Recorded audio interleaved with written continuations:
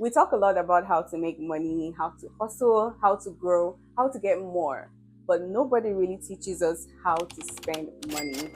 And that's strange because spending is a skill. In fact, I think a lot of people do not have a money problem but a spending problem. Not because they're careless, but because nobody ever taught them what to do once the money finally shows up. Now, most of us grew up thinking this: if I can just make more money, then everything will be fine. But making more money doesn't magically give you the wisdom to handle money. It just amplifies whatever habits you already have. If you grew up with lack, then money can feel like something that disappears. So you rush to enjoy it before it is gone. Or it can feel fragile, so you're scared to touch it at all. Both come from the same place of lack. When you grow up with a certain level of lack, your brain learns two things: spend fast or you might lose it, or hold tight because it might never come back. That kind of mindset doesn't disappear when you start earning. It follows you quietly and it shows up in how you spend or don't. The first time I made real money, like actual huge money at once, was in 2020, and I squandered it. Not because I was irresponsible, but because I had no system in place. I didn't know what the money was for, so it just disappeared. Small things, random spending, nothing meaningful. And when it was gone, I couldn't even point to anything to say that was worth it. Like nothing. And the next time I made a bigger amount of money, I had the opposite problem. I didn't want to spend it at all. I kept it in my bank account. I would open up my app just to stare at it, not to plan, not to invest, just to reassure myself that it was still there. And that's when I realized something important: I didn't know how to spend money at all. Guess what I'm learning? And this was like a mindset shift for me. Spending wisely isn't about restriction. It's not really about being tight with money or being scared or depriving yourself. It's more about intention. Money just needs direction. When money has no direction, it either disappears through impulse spendings or it just sits there untouched because you're scared to make the wrong move. I have learned, or let me say, I'm still learning to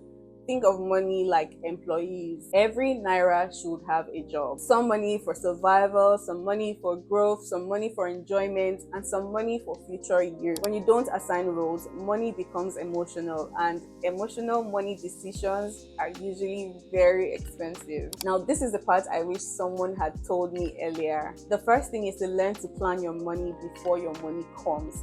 Before your money enters your account, plan for it, because once money lands in your account, emotion enters the room.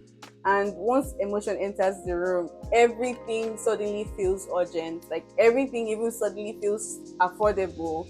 Like the wig of 1 million naira that you thought was expensive before you had 10 million naira in your account suddenly feels cheap. Like, I mean, if I buy 1 million naira hair, I'm still going to have 9 million naira. That is what money does to you when you don't plan for it before it comes. So now, even before I earn, I always ask myself, what will this money do for me? And just plan accordingly. The second thing I wish someone had told me earlier is separating my money. Not mentally, or physically separating money, different accounts, different purposes. Money for bills shouldn't sit next to money for enjoyment, because when everything is together, discipline becomes harder. Another thing I'm learning is budgeting for enjoyment. Now, this particular one changed everything for me. When you don't plan fun money, you either overspend out of rebellion or you feel guilty every time you enjoy yourself.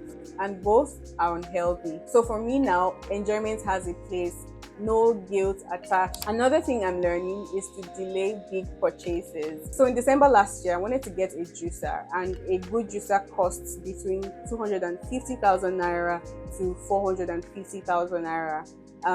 I knew that spending that money at once didn't make sense because it was going to take a toll on my finances. So what I did was I started saving towards it. Until now, I'm still saving. I don't know when I'm going to be able to get to the amount that I want to save up for, but I know that um, by the time I get it, it's not going to affect my finances in any way. And that is the benefit of delaying big purchases. Just know that you are not waiting forever. You're waiting just long enough to decide whether it was a feeling or it was probably a real need.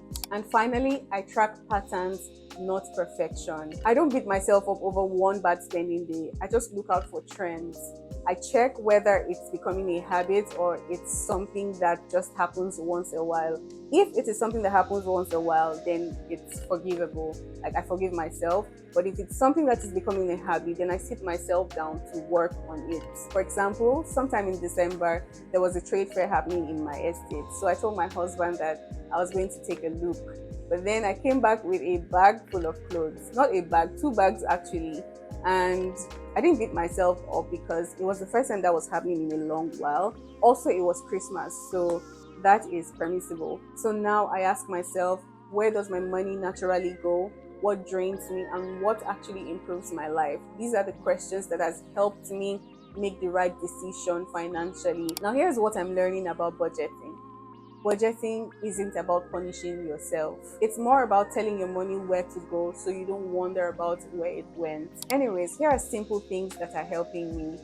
Separating needs from wants, planning spending before the money arrives, allowing guilt-free enjoyment. Now, this one is top tier. Tracking patterns, not perfection, because the goal isn't control but clarity. Also, here are a few principles I'm learning. Buy things that save you time. Now, one of the things that we bought recently that saved us time is an inverter. We got an inverter and batteries, and it has helped us save a lot of time. Going to get fuel, time turning on the generator, all of that. It has saved us both time and stress, and it has been amazing. Also, spend on things that improve your health. Like I mentioned about the juicer I want to get, it's supposed to help me stop taking carbonated drinks. This is not me trying to justify spending on a juicer. No me trying to justify that purchase, okay? Anyways, invest in skills, not just aesthetics. Delay purchases when emotions are high. When you start to feel like that 2 million naira hair looks cheap, your emotions are high. Calm down. Calm down, think about it properly, okay? When you see that thing that somebody just posted and it looks really nice, know that your emotions are high at that moment. Calm down, think about it before you make that purchase. Delay it just enough for the emotion settle. And most importantly, don't let fear or excitement guide you. Learning how to spend money is a significant part of growing up, not just financially but emotionally, because money isn't just numbers. It's memory, it's habits, it's how you learned to survive. If you grew up with lack, it makes sense that spending feels confusing, but you're allowed to learn, you're allowed to slow down, and you're allowed to give money a purpose instead of fear. And if nobody ever taught you how to spend money, that doesn't mean you're bad with money. It just means you're still learning. And that is not a weakness, it's growth. And that's it for now. Thank you so much for watching. If this video resonated with you in any way, please leave a comment, like, share, and subscribe to this channel for more content like this. I'll see you in the next video. Bye.